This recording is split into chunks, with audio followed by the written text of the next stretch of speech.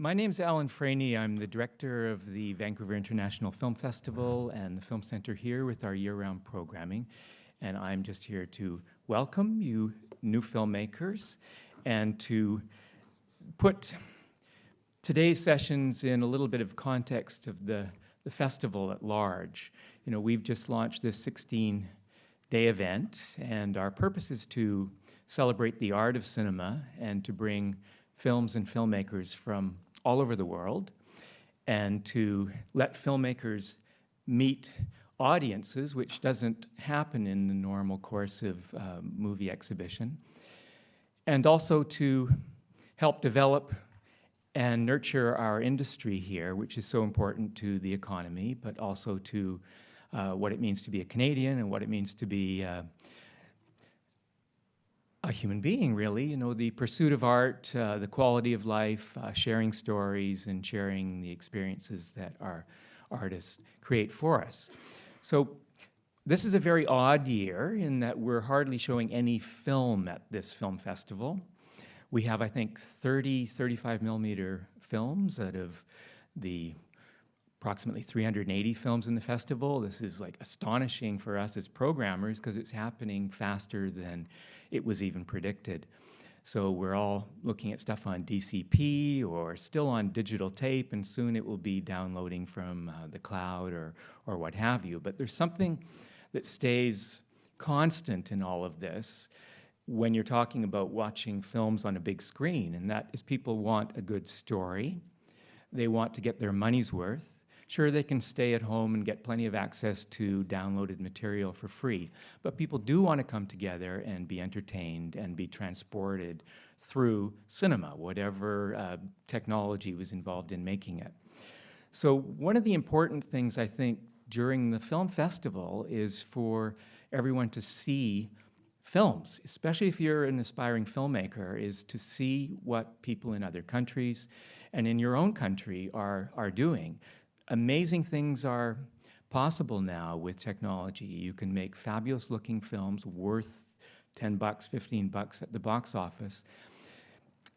The obstacles are not technological, but you're facing a world that is pretty tough to break into in terms of promotion and advertising and so on. So you really need to figure out your niche and see how other talented artists around the world are doing it. There's the industrial studio model on the one hand, and then the personal or craft model on the other, and that's a huge spectrum, and you need to figure out where you are on it. So hopefully you'll not only be here today to learn, but you'll participate in the festival and meet filmmakers from other parts of the world and get inspired by them. So with that, I would like to introduce the Director of Industry Promotion at Telefilm Canada now, a long friend of the festival, John DuPong. Hello. Good morning. Thanks for coming. It's kind of great to see this many people out at 9 o'clock. I'm going to actually, Alan, nothing personal, but I'm going to say turn your phones back on. I think there's a hashtag for this session. So I encourage you all to sort of tweet and to get involved in the conversation about what you're going to see here. I'll be pretty brief, but just a quick note about what Telefilm is and does. I think many of you might know we've been a long-time supporter of the festival and all the festivals, most of them in Canada. We're the cultural agency that invests in film and whatnot. But one of the key things for us these days is actually to get much more involved in industry promotion, promoting what we do. We make films really well in this country. I was at a party the other night, real quick, and someone said, you know, you've been watching Canadian films for a long time, and I said, yes, I have. And they said, are they getting better? And I said, are you nuts? Of course they're getting better. They're getting a lot better than they were 10, 15, 20 years ago. They're world class.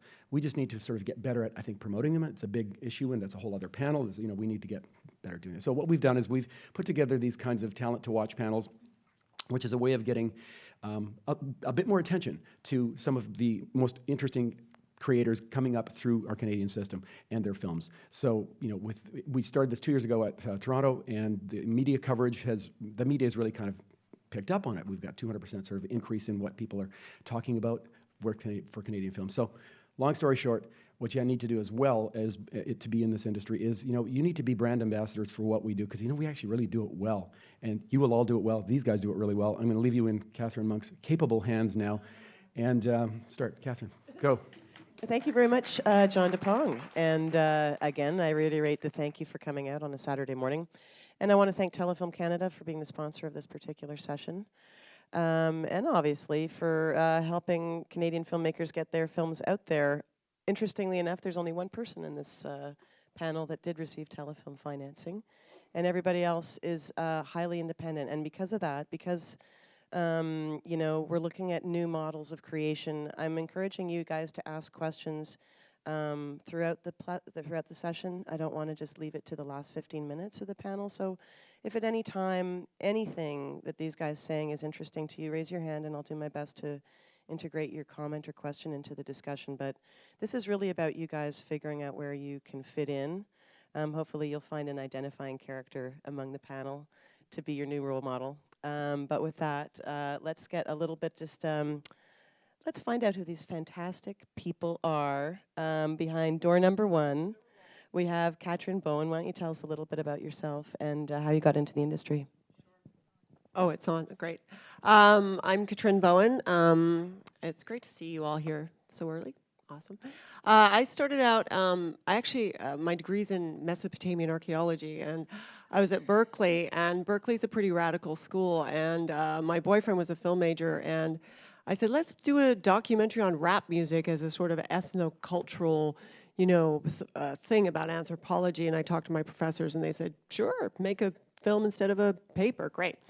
So I made a film that it's called Spitting Reality. It's online, and Snoop Dogg's in it. It was just like old school rap, and I totally fell in love with directing, and from there directed some rap music videos, always thinking I would become a Mesopotamian archaeologist. Then I got invited back to Canada by the Immigration Department of the States, who said, it's time for you to leave, and so I came back happily, and was trying to get a job in archaeology and couldn't. And because I'd done B movies as a 19-year-old, I ended up getting into stunt doubling and photo doubling and standing in Toronto and then in Vancouver. And I just started writing scripts while I was doing that. And then I just always wanted to get back to directing, so I just started directing shorts on the side, and then started writing features. And I was really fortunate to make my first feature that played here a couple of years ago, Amazon Falls. We did it for $50,000 in 12 days, and yeah, it was kind of a miracle. And then this film came back. It was ready to go about 3 years ago, and just a piece of funding fell through and it got pushed. So I did Amazon, and then the funding came back, and I'm super grateful to Telefilm Canada, actually, for sticking by us for years and coming back on board and helping me make this film. Katrin is the only one that got the Telefilm funding. Yeah. Yeah, so they're awesome. Like, it really helped. So that's it. And do we have something we can show of yours? We do. We have a trailer. Yeah, let's see if we which can. Shawn Angelski, tech extraordinaire. Shawn is also the producer on Random Acts of Romance, which is Yeah. Katrin's film, which is here. Yeah. And so if we can show something, we can show it last, though. We can show, or whatever's going to be. Is it ready to go, Shawn? I don't know. Come Yeah. on. I should snap my fingers, and it should just happen. I think so, just because Shawn's awesome. Shawn and I, actually, he produced the first short film I ever did. And that was in 2004. So. And so we're going to be looking at Random This Acts. is Random Acts of Romance. Okay. Did you know? Oh. Okay, ready, everyone? Are we ready? Yeah. Yeah. Okay, go.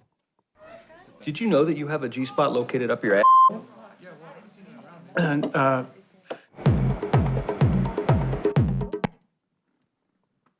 Oh, the excitement. Is it freezing, Shawn? Yeah. Oh. did you know that you have a G-spot located up your ass? And, Oh, bummer. Well, You know what? I've got it on my computer, too, so we can... well, it's okay. It's a good movie. You should see it. And it's very well written, and it's sort of female. Yeah. Villainish. I'll come over. No. It's too much. We will not do waste time. did you on know the that you have a technical stuff. G-spot located up your ass? Apparently, this is the one part we want to see over and over. Okay, we're pulling the plug on that one. Sorry. But Random Acts of Romance, very well written. I have seen your film and very nicely done. We'll move over then gracefully. Jesse James Miller, tell us a little bit about yourself and how you ended up. Obviously, this is not your first feature, so tell us a little bit about you. Well, I just got off a plane, so I'm a little And tired. congratulations, by the way. Oh, thank you. Yeah, You just picked up a Canadian Film Award at Edmonton. Yeah, thank you.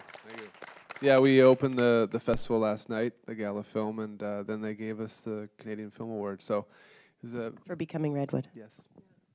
Boy, you know, my travels here are very complex as well. I came from a sort of hippie background in Vancouver, growing up here with crazy parents and crazy artists, and I've been writing my whole life, but not professionally. I sort of took a weird turn when I was about 17, and I became a golf pro, which was weird. And then I had a nervous breakdown, and then I sort of went on the road in a band, you know. So and I've been writing the whole time, and basically I met my wife, Jennifer Copping, the beautiful, talented Jennifer Copping up there, who's very pregnant. So if something happens right now, we're out of here. So, and so when I met her, she was in Toronto, and I just realized that I needed to get back to writing. So we moved to LA, and it kicked my ass. In 1998, I wrote Becoming Redwood, and from that moment on, I really, you know, I started directing right away and just doing my own films. And from there, I've directed 6. I've done 4 features. I started in documentary film because that was the most accessible at the time. I just picked up a camera and started shooting stuff. Not very well at first either. And I realized that I needed to learn a craft, so I started editing my stuff, and then I started getting work as an editor, and then I've killed that child as well. So that's about it. This is the first written, being a writer and director of the feature. I've done 2 feature docs, Uganda Rising in 2006. I did a horror feature, which was horrible.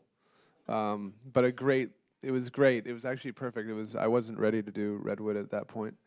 And I have another film coming out next week at the Hamptons Film Fest called The Good Son, The Life of Ray Boom Boom Mancini. So I did 2 films in the last 18 months that are both coming out in the same week. Actually, last night it played in Youngstown, so it's been crazy.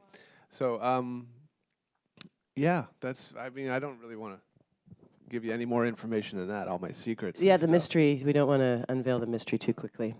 And I know that his clip was loaded up to be last, so we don't have to.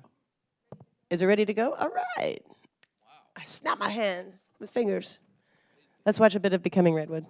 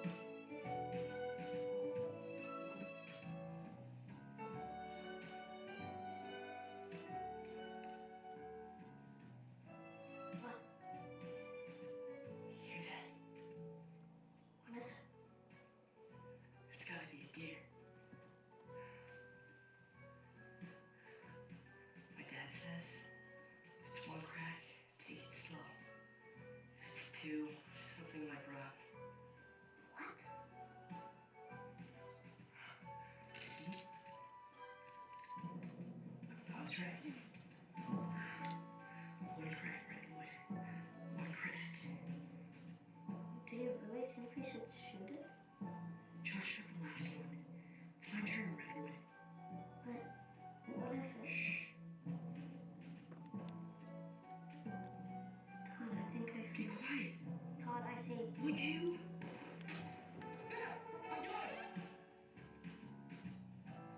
You stupid idiot! I had it all lined up. It was mine, Redwood. One crack. One crack.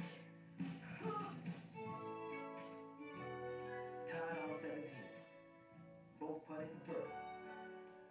Get up, Redwood. Get up.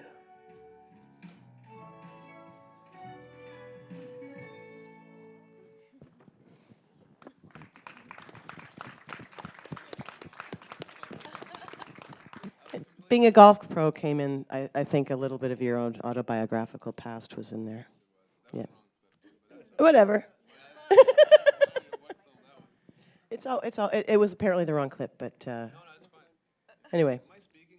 She just asked if you are going to speak, but we'll pass it over to Kristine. We'll pass it over to Kristine Cofsky, who co-directed and wrote the script with Terry Miles, and you're acting in it as well. You wrote it, so tell us about your voyage to what brought you here. I moved here from the island probably about 10 years ago now to pursue acting, and I met Terry, who's a really talented local filmmaker, about 2 or 3 years into my Vancouver journey, and I was super fortunate to do so because it kind of changed the course of where my career was going drastically.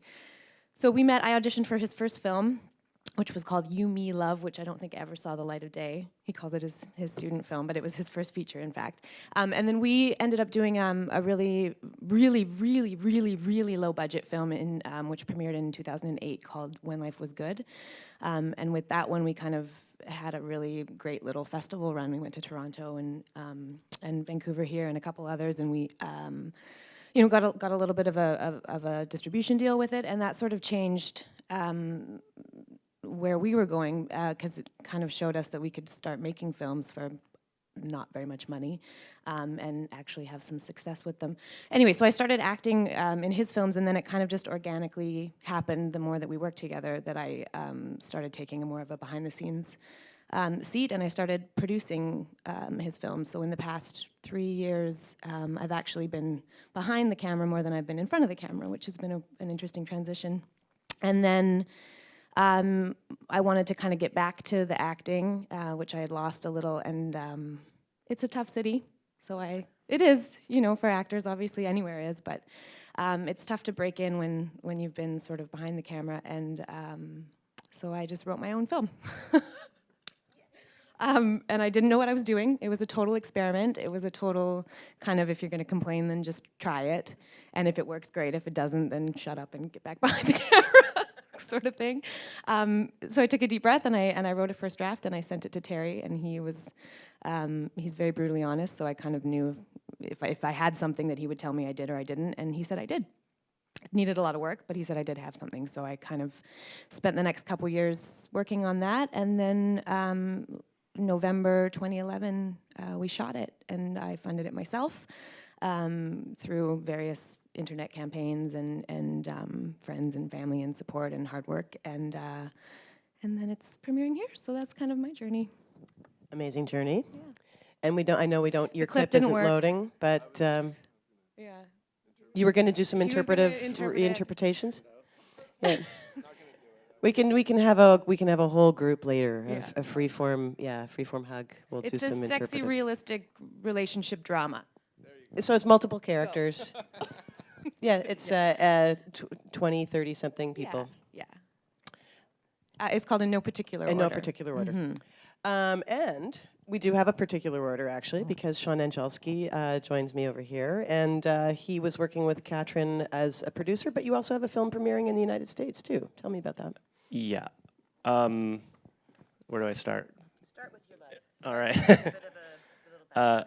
I moved here when I was 19 from a little town called Nelson in BC, and I met a guy who had $100,000 in the script, and we made a movie.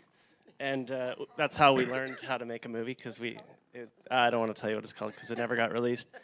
So after that movie experience, I decided to start at the bottom in PA and work on commercials. And within a summer, I was production managing and producing small stuff, music videos and commercials. I produced a short film for Katrin about 10 years ago, or 15 years ago. Yeah. And then I just I worked through the industry as a production manager, line producer, working on anything from music videos to, I did a children's TV series and reality TV series and a couple small budget features, and you can tell that I'm nervous. You look good though. It's all good. It's all good since here. Yeah. So spent pretty much the last 15 years just working on other people's projects, and about 2 years ago decided with a couple guys that I've been working with music videos to do our own film, and we put our own money together and basically worked for free and made a little film called Grave Encounters. Two? Is it just Grave? No, we made Grave Encounters first, obviously. So we made Grave Encounters, and it premiered at the Tribeca Film Festival. The trailer has 23 million views online, and it opened up pretty much all over the world. And we just made Grave Encounters 2. Yeah, which is opening. Which is opening Monday in the US on VOD and on the 12th in theaters. It has a Canadian premiere at the Toronto After Dark Film Festival on the 22nd of October, and it'll be released in Canada early 2013. Yeah. Yeah, let's see a little clip of Grave Encounters 2. We're going to do Grave Encounters 2.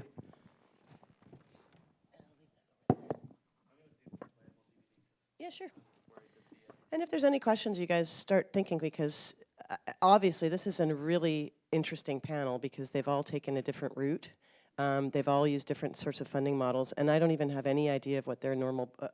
I'm going to ask them, but they don't usually say, filmmakers don't usually say how much they spent on making their movie, especially if they're at a festival and looking for a sale. But it would be, I would encourage you to start thinking it, because all of these guys are here. They've created a feature film, which is really the ultimate goal of being a filmmaker, and they've done it. So we will ask them how they... Next question up is going to be the biggest challenge that you guys faced along the way. So once we see a bit of Grave Encounters 2.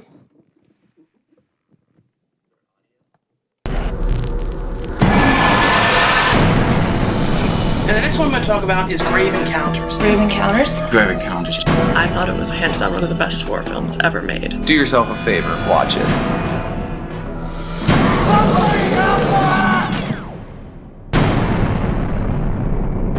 Roll on this. I think this is it. Let's go check it out.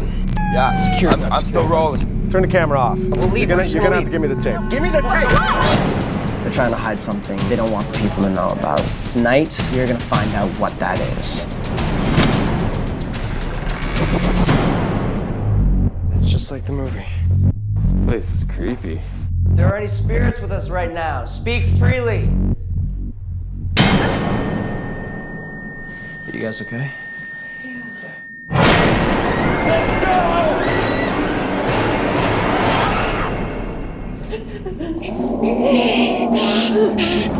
We came here looking for proof that Grave Encounters was real. I didn't know any of this was gonna happen. Where are you guys? I wanna go home. Stop filming me! What is wrong with you?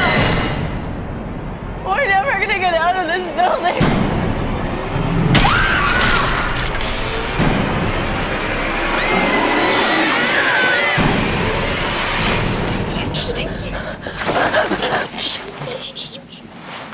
I don't think they heard it.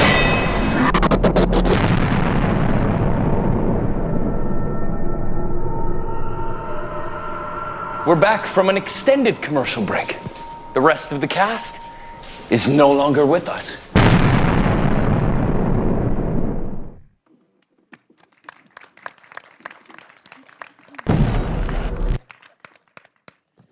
All right.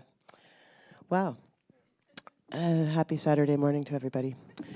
Okay, so given that you have excellent work on all scores and all very different, so along the way, I mean, what was the biggest challenge? I mean, emotionally, financially, pragmatically. I mean, if you guys just want to talk about what one thing was the most significant obstacle that you overcame.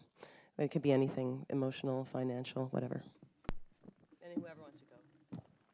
I think for Katrin and I, and on pretty much, maybe for you guys too, financially, the putting the movies together is probably the hardest part, and it's a roller coaster ride. If it with Katrin's film, you know, obviously finding she had funding, and then she lost funding, and she had funding, and then even when we had funding, it was quite a rocky ride because bits and pieces fall out when you're funding and making a movie. There's many parts to it that all have to glue together in order for it to work, and if one little part falls out, it throws everything. So. Did you start reconfiguring what your ambition was when things do start falling apart? I mean, do you feel that it's like, look, we can't go forward unless we get the complete financing picture? Or do you start thinking, you know what, I can ditch the crane shot, I can ditch that outside location? Yeah. I think as a filmmaker, you have to completely always just be ready to juggle and do whatever you can. Random Acts of Romance was a very interesting financing story because we were ready to go a couple of years ago, and a piece of financing fell through. And at the time, the producer I was working with just didn't want to move forward because they were just like, you know, this is too scary times. So, I think the biggest challenge is just having the tenacity to stick with it and to just believe it will happen come hell or high water. And that's kind of what's kept it going. Like, I never, ever believed that we would never make, I'm using a lot of nevers, but I always knew I would make Random Acts of Romance, even if I was 80. You know, it was just like, it's gonna get done no matter what, come hell or high water. But we had a really interesting ride. We actually got wooed by an investor from Dubai who flew us around, and Zach Santiago and I to festivals and told us he was going to put in 100,000. And it was like, we thought we had the jackpot, and Zach played in Dubai, and it was like this big glamorous thing. And then the guy, like, literally when we sent the contract to him, he pulled out. And it was literally like, I think a month before we were supposed to shoot or something. It was just crazy. Like, there's just so many crazy stories that happen. And then when that happened, you know, I had to think quick because I didn't want to lose telefilm funding after all these years. And I literally just called on the community and just begged them to come on and just defer. Like, William F. White's gave us our equipment, like everyone, right? Remember? It was really fun. I had to get like, $400,000 in deferrals. There was about $400,000 of deferred, which means free stuff. Yeah, which is incredible. And like just that community coming on board like that. And literally I turned those letters around in a week. It was like, I found out that I lost the Dubai funding, and I went, oh my God. And I literally just got on the blower and emailed, and it was like a week later, and it was there. And I was like, holy, you know, Kerpunza. Yeah. But I think the biggest lesson in that was just, oh, sorry. The biggest lesson in that is just not to stop. You know, you just can't let anything stop you. Mm-hmm. So. Determination. Okay. Jesse James Miller. Well, I have a completely different experience. I've actually yes. I've actually I've never been I've never got a grant. I've never been supported by any Canadian institution. By design, or just you know, it just didn't happen? Early on, it was not by design. Mm-hmm. And I think that when I moved to Los Angeles, I just learned a different structure in my head, and that was just like, make your damn film no matter what. And it's being done around here much more, but back in the day it was. Back in the day, how long? What time frame are you saying? And well, like 1990, I wrote Redwood in 1998, so. You know, I always knew, Jen and I always knew we were going to make the film, like, no matter what. I actually wasn't ready as a filmmaker, so it was by design. I had a lot of interest in the script. There's a bunch of agencies in LA that, not bunch, there was one. Where did that come from? That's the LA programming. Self-promotion. Yeah, thank you. There was 14. The producers I met, I was really picky with, and they all were pitching. And no offense to this, they wanted me to go through the Telefilm route, which was fine, but the script was at a point that it didn't need to go into development. So I wasn't either with the most experienced people, or I don't know what it was, but it just didn't feel right. So I've actually been really blessed to have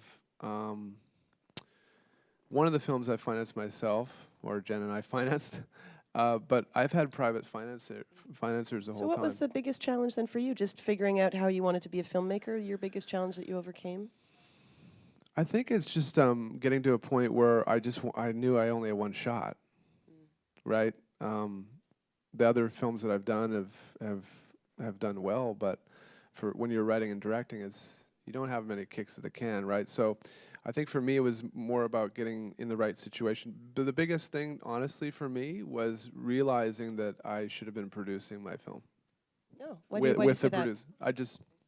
Sorry? Why do you say that you should have been producing? Because there's a certain amount of when you take a script that far and you write and direct something and it's about your life, you know, it starts that way. It didn't, I mean, obviously it was embellished.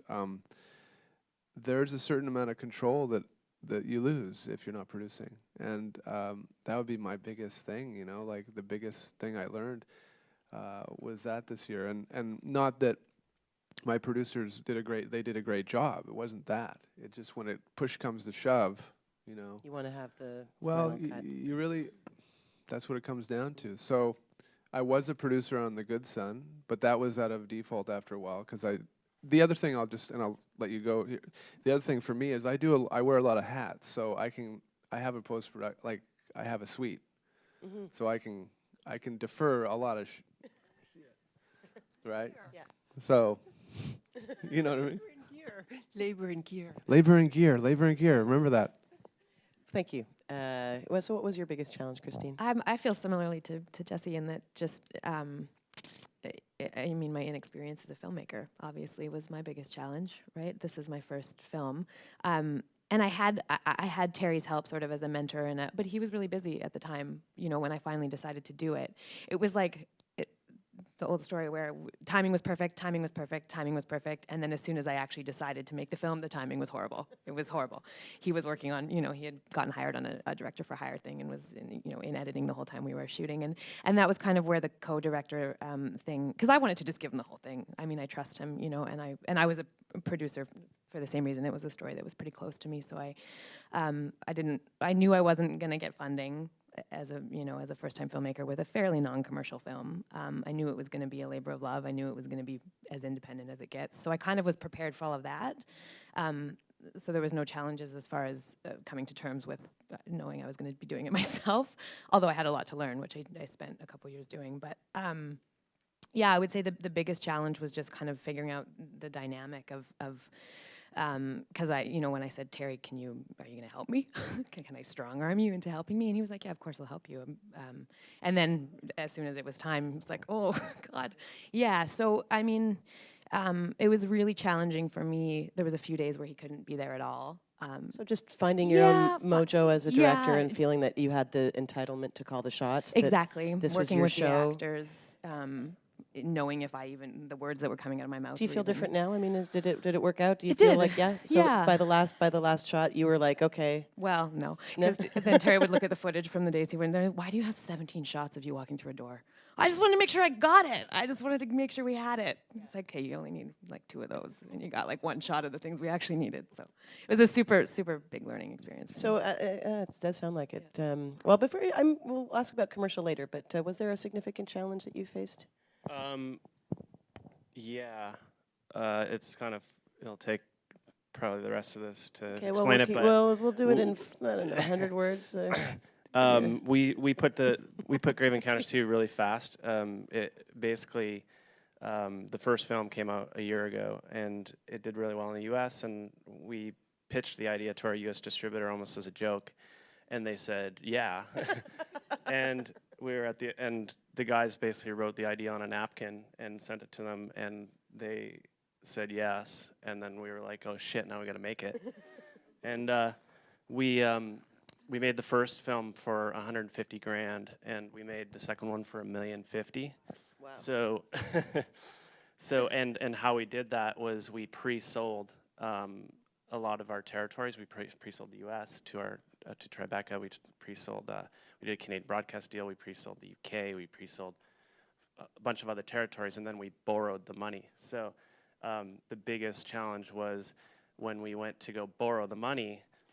because the first one was done for so little, people kind of just looked at us and we didn't. The bank made us jump through a lot of hoops to borrow the money, and we ended up having to bring on an executive producer who the bank was comfortable with, and we did all these things, and we actually ended up closing our financing about the last week of the shoot. Because we had investor money, so we used the investor money, but it was very close, and that was very challenging. I don't think I've ever heard first feature and banker in the same sentence. It's not often that you actually can get money from a bank as a Canadian filmmaker. Well, we had very solid sales and companies behind it. So. Well, it's not often that even a Canadian filmmaker can say, "Look, my last film made a lot of money in the U.S. Give me some, I've got a proven track record." It actually made more money in Italy. It made more money in Italy? I did like a horror. So, tell me about, and because we're gonna have to wrap up pretty soon, I'm thinking, but commercial. Everybody, Canadian film is sort of steeped in an auteur tradition, we all like to say, and the model continues to shift towards a commercial mandate. Some people just have a hard time even hearing that sentence. Some people, it's like, yeah, it's about time, and some people it's like you make your movie regardless of whether it's got genre elements, whether or not it has a big star. As far as just figuring out how you could achieve your vision the way that you wanted it, and still, everybody wants to have an American sale. You ended up getting Amanda Tapping, getting an American actor. It seems to be an increasingly important part of the whole Canadian mix. As far as negotiating that for each one of you, as far as your own dream versus commercial pressures, how did you feel about that? Did you feel that was part of your process?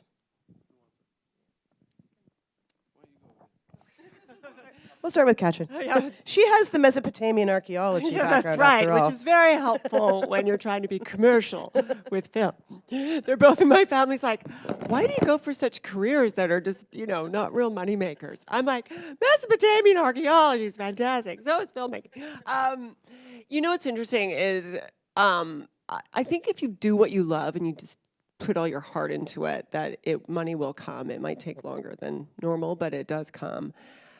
And with Amanda Tapping, weirdly, I used to stunt double and photo double her like 12 years ago. So I watched her, and I knew her, and she knew me, and I knew she'd done comedy, and I just thought she was fantastic. So I went through her agent, because, you're supposed to, but I was like, if she doesn't get the script and read it and get back to me in a couple days, I'm just going to freaking go over to her house and give it to her, because I knew her.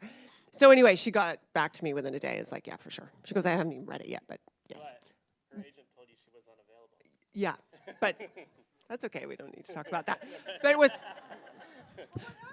What happens when you do get that? When it's like, sometimes you go through the formal channels. Yeah. You might know somebody, given that Canadian film is a very small world, but you eventually come to a point where it's like, no, the publicist is going to say no, the agent is going to say no, even if you do know that person. So Yeah, it's really bizarre because this role is fantastic for Amanda, and she's done comedy, and this is like a real breakout role for her. Like, she's like fucking sexy and having sex and funny and body, and it's just awesome. And I saw that in her, and it's gonna, I think, really open a lot of doors for her. But I think there's a lot of because she's a real moneymaker for her agent doing the sci-fi thing. She's a huge sci-fi following. So for them, they're like, well, you're not gonna leave, sci-fi to go do this crazy indie, and she's like, hell yeah, So I think, agents, they're in it to make money. And I think a lot of agents that are great think long-term, but a lot think short-term. So short-term is like Stargate, tons of cash. Long-term is like creating roles that will actually contribute to their actors' careers for the rest of their lives. And I think that's something that we need to encourage more of, is just thinking long-term instead of short-term like that. But how do you do it? I think you have to have tenacity. I actually have had the privilege of talking to Terry Gilliam and Nicola Pecorini when Imaginarium of Dr. Parnassus fell down. And they said they literally went to Johnny Depp's house and stood outside because they knew that even someone like Terry Gilliam couldn't immediately get into Depp. Yeah. How important was it to get an Amanda Tapping? As far as looking at, because you did Amazon Falls, which had a great cast of local talent. But were you looking for another niche? Was it important to sort of crank it up a notch on the next movie and get like a bigger name actor? It's really strange. I didn't even think about it, and now I'm like, oh, I should have thought about this. But literally, I had another actor that was originally in it from 3 years ago, and she called me at Christmas and said she couldn't do it, and we were supposed to shoot. So I literally was like, and then I'm like, Amanda, and it just like came to me like that, and I'm like, it was right before, it was like December 19th. I'm like, oh my God, all the agents are going away, blah, blah, blah, blah, blah. So anyway, but she got back to me right away. But yeah, and now I realize how amazing it is, because we have this incredible, she has an incredible fan base. And it's proven helpful as far as just sales go, as far as Absolutely. just when you're sending it out? Yeah, like their fans are all in Australia and England, and I'm like, hey, do you have any festivals there? And can you get me a theater there? I'd love to play there. And they're all like on the ground, you know, searching, because they're obsessed with her. Cool. So that worked out. Yeah. Awesome. We like that. Who knew? They're going to watch a little romantic comedy now. I know, right? Where's the laser guns? Right. Jesse, negotiating commerce and art, or if that wasn't even an issue for you? It wasn't an issue for me, actually. I'm not in this to make movies for myself and watch them in my. You want to watch? You want to make? You're in this to make money? No.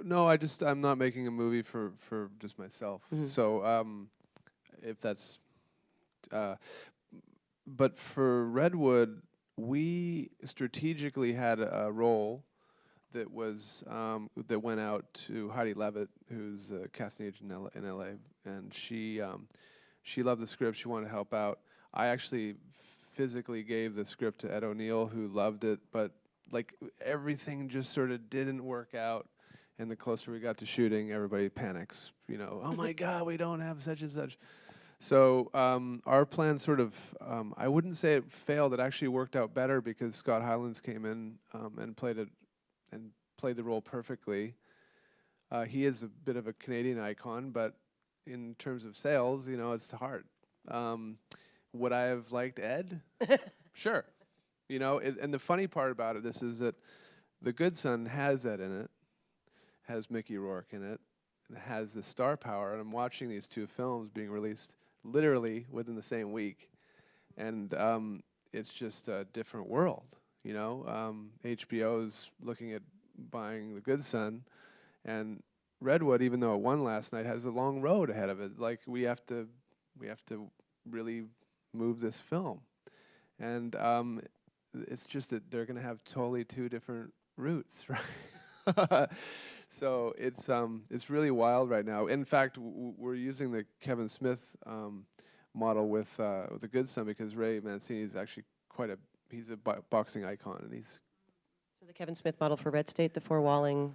Yeah, yourself? And we have a viewing on October 27th in Kelowna that's pretty much already sold out, because we're bringing Ray up, and you know, a guy named Adam Scourgy, I don't know if anybody knows Adam, he did The Union, and that's a terrific model to check out, because Adam's doing stuff that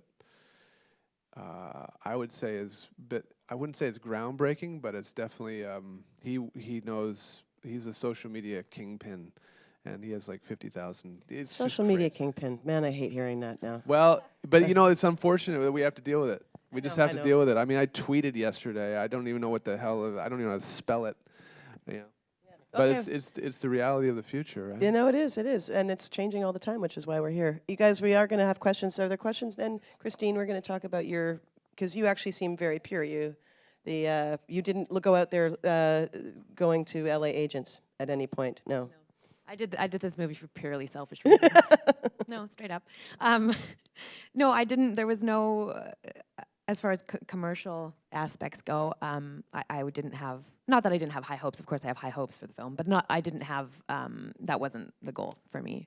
I wanted to have a nice, healthy festival run and sort of follow the model that When Life Was Good followed 4 years ago or whenever it was. That was kind of my inspiration for it, was just, and then as far as getting actors goes, I work for a casting director in the city, so she helped me out, and I was kind of like, I wonder if anyone's going to even want to do this, because you know, I can't really pay anyone very well. I can't offer, but the really inspiring thing was when we started doing some sessions and people started coming in. And I had some ideas and Terry did as well, for who we wanted. And I ended up getting every single one of my first choices for actors, as far as just local actors that I wanted to work with. Which to me seems to suggest that if you have good material, people... Yeah. Yeah, and that's kind of what I took from it, is I was like, okay, maybe this is, and even up until that point, I was still like, I don't know, what am I doing? And then as soon as we started having those casting sessions and the actors started coming in, and as an actor, when you see another actor excited about a project, it's really, you're like, okay, this might be something that's worth doing. And that's when I sort of was like, okay, I'm going to own this and get a little more confident about it, because everyone was really excited when they, when they walked in the door, and a lot of people didn't know that I wrote it, so it was a genuine. Like, they were like, oh my gosh, this is a really good script. And I was like, yeah. Yeah, it's about the material. It's about having something original for these actors to sink their teeth into. Although we do have Shawn Angelski, who knows how to make money in the United States, clearly, by offering very difficult, challenging, dramatic roles, apparently, for your cast. Screaming. I don't make art films. Well, actually, the cast that came on this one, everyone really loved the material. So it was, it's just different material. It's all the same. Movies. But am I out? No, we're out of time. But can we actually ask one question for the audience? And yes, the shot listers for people that are asking questions. I have I have 2 shot lister apps. So let's have some questions from the floor. Yep. With the microphone. Hello. Hello. We are, some of us here are film students. It kind of sounds like you guys didn't have much formal training film-wise. So was that all from just going out and shooting, just doing it? And if not, what did you take, and what do you guys feel about film school? I'll leave the film school up to someone who went, but I think experience is your best teacher. In anything, but especially in film, because there's things in film school they just can't teach you. Like, I can't even explain it. You have to experience it. Well, I went to film school for 3 months and left. But the interesting thing is, when I lived in LA, I had some friends who went to USC, and it's all about connections at film school. One person goes up and they bring everybody with. That's why you're there. If you want to make a film, you just got to go make a film, right? So I think film school is a great place to be, but you have to understand why you're there too.